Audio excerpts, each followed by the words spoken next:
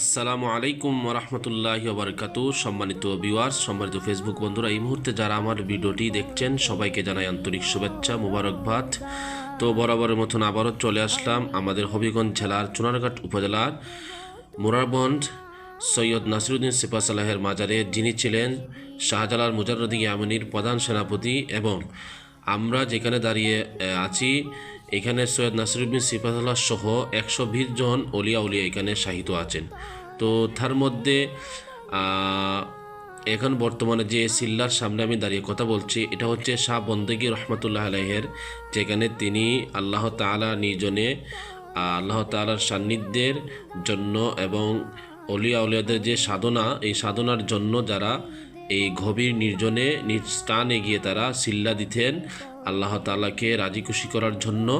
তো আজকের এই নির্জন গভীরে আমি আপনাদেরকে একটু দেখানোর চেষ্টা করছি। তার আগে একটি কথা বলি, আসলে আল্লাহর অলিগণের এই সিল্লা, এটা আসলে নবী রাসূলদের যুগ থেকেই ছিল।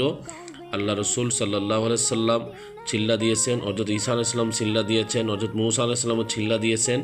তো ধারাবাহিকভাবে আল্লাহর অলিগণরাও চিল্লা দিচ্ছেন। এটা আসলেই কোরআন সুন্নাহর প্রমাণিত। তো আপনি আপনাদেরকে যেখানে আল্লাহর অলিগণ চিল্লা দিচ্ছেন, আমি আপনাদেরকে একটু দেখানোর চেষ্টা করছি। আসলে ভিতরটা অনেক অন্ধকার।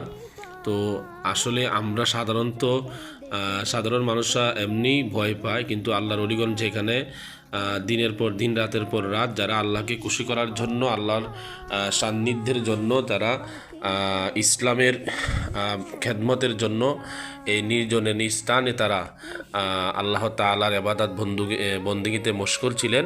আসলে এগুলা এগুলা আমাদের সমাজে একদম লুকায়িত। তো আল্লাহ পাক এই অলিগণের উসিলায় যেন আমাদেরকে ক্ষমা করে দেন, এবং আল্লাহর অলিগণ যারা তারা যেইভাবে সাধন করেছেন এবং সাধন করে তারা আল্লাহ তাআলার প্রিয় মাহবুব, আল্লাহ তাআলার প্রিয় বান্দা হয়েছেন।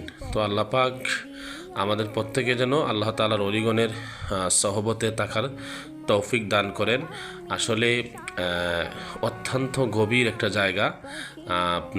আপনি যদি ভিতরে প্রবেশ না করেন তাহলে আপনি বুঝতে পারবেন না।